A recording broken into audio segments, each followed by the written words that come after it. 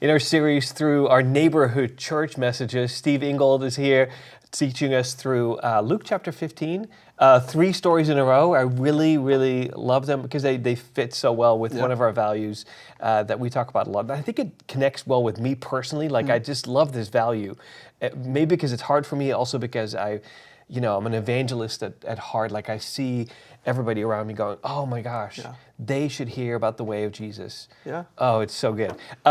So you mentioned one of the quotes I really loved. The kingdom of God is like a home where the lights are on, the doors open, and the fridge is stocked. So here's an important theological question. Yes. What do you think God keeps in that fridge? I thought maybe leftovers, LaCroix. Ew. Maybe just an endless supply of casseroles. Why would you pick something it's that doesn't God. kill you? I don't know. No, LaCroix is definitely going to kill you just from lack of flavor. That's terrible. What even are drink those? them. What are those? Just make you burp. That's all they are. do. That's why they exist. No, there's way better food than that. So what's in the fridge? Just like prime rib and lasagna and. Come on in and have the prime rib? Yeah. That's what God has. I like your kingdom. It's not mine, it's God's. I want to go to that kingdom. One day. I like your imagination. If Jesus were telling these parables today, in our culture, in our world, who do you think would be the outsiders, the ones that he would choose to eat with, or that would make all the religious leaders whisper, wait, he's eating with them? Yeah. Yeah, I was actually just talking to my friend the other day about that very similar question. I think if we're talking about within American culture, who would he be eating with? He would do the thing he would meet with the people that would be seemingly the least strategic people to meet with. Okay. So like most people would go, yeah, if Jesus were here, he would need to meet with the president and congressmen and senators and famous people. Like those would be the strategic people to meet with. But that's not who Jesus met with. He didn't meet with emperors or rulers or high-ranking officials. I mean, he had some interactions, but mostly he spent time with anyone who was on the margins. The sinners, the tax collectors, the children. Like, I love the story where Jesus welcomes the children, and his disciples are there, like, scolding the kids, like, he doesn't have time for you. And he's like, no, let them come to me. So I think that would hold true, children. I think folks in the LGBTQ plus community would absolutely be people that Jesus would spend a lot of his time with, just hearing their stories and some of the struggles that they've had, connecting with people that are a part of the system of faith that he created. I think any person that's struggling with any sort of resource, or people struggling with mental health issues, or like, the list is long, and it's probably not the people that a lot of folks think, ooh, those are the first group of people that I would want to hang out with. As you're saying this, I'll admit to you, like, I think my metric for that would be pretty short. It would just be people I'm trying to avoid for most of my day because of the energy that it would take. I agree. It's energy, but it's also empathy. That's why it would take energy. Because you would have to meet with people that you go, I want to know your story and what your experience is. Because I think that's what Jesus was doing. He's connecting with people and hearing their story. And then he's turning to these religious leaders going, okay, you're talking bad about who I'm eating with. Let me tell you about who God is and what God is like. Yeah. He'd leave 99 and go after the one.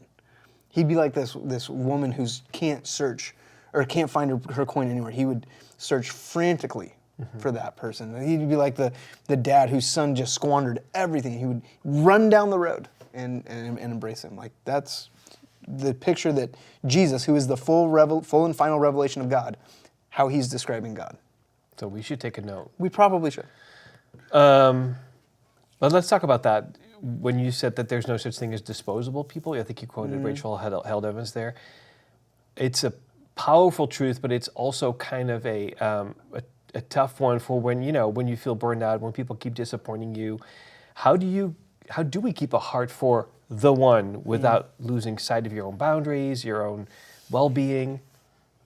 Yeah, I mean, I think anytime, so obviously boundaries and well-being are important and necessary, but anytime those become an excuse for your willingness or unwillingness to show love, then that should be a red flag. I think that anytime you're considering like what we should be doing with everything, our money, our time, our energy, whatever, is prayerfully considering like, God, where do you want to lead me today? And asking that question that we try to get people to ask a lot around here. What does love require? Yeah. And more often than not, it's probably going to look like doing something that's going to take time, energy, and resource. Okay, let me ask about that. Let me ask about something. If you say God's kingdom is like a home where the lights are on and the door's unlocked, there's people who have clicked on this link today, or somebody sent them this. They've been hurt by the church, or they really struggle to trust community, or trust community again. What does it practically look like to extend that kind of welcome without forcibly or forcing belonging? Well, I think the question you have to start with is, what's your end? What's your end goal, right? If my end goal is to get them into church, then it's already manipulative. Yeah. Especially if they've been hurt by church. And by the way, if you've been hurt by the church, I'm so sorry, and we're doing everything we can to make sure we're creating a community that won't do that to folks. But if your goal is to get people to just attend church with you, then you're missing the plot. Like, our goal is to love people. So invite people into your life. Share your experiences, share your resources, share your joys and triumphs and sadness and brokenness and downfalls and all the struggles, all of it with people.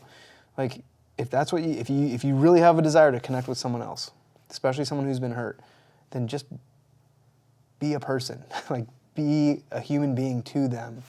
Reach out to them, connect with them, and invite them into your life. And at some point, I'm guessing and hoping that they'll see that the impetus, the reason for your love is the love of Christ flowing through you. Then they'll probably be more warm to the idea of surrendering their life to Jesus. I love that. I mean, imagine church. What would happen if we actually lived this out? You know, where we were a church where no one had to wonder whether there was a place for them. I think, honestly, Steve, that is what's happening. If every table, if every small group, if every Zoom room, if every home became a space of welcome, of safety, of belonging, what if we're known not just for who we exclude, but for how far we'll go to make sure people knew that they are loved? So this week, let's start with one small step. I loved Steve's list. Practice open tables, pray for the one, choose joy over judgment. Because if we all did that, if every one of us left here determined to love just one person the way Jesus describes here, our communities would change. Our cities would look more like the kingdom of God. And maybe, just maybe, people who've given up on church might start to believe again that there's a place for them. That's the end goal. That's the kind of community Jesus imagined, and we get to build it together. So let me leave you with a final question here on the screen to take with you this week. I hope it will challenge you. Here's the question. Who is the one God might be inviting you to notice or to welcome or to bring back to the table this coming week? It was so good to see you. I'll see you next time.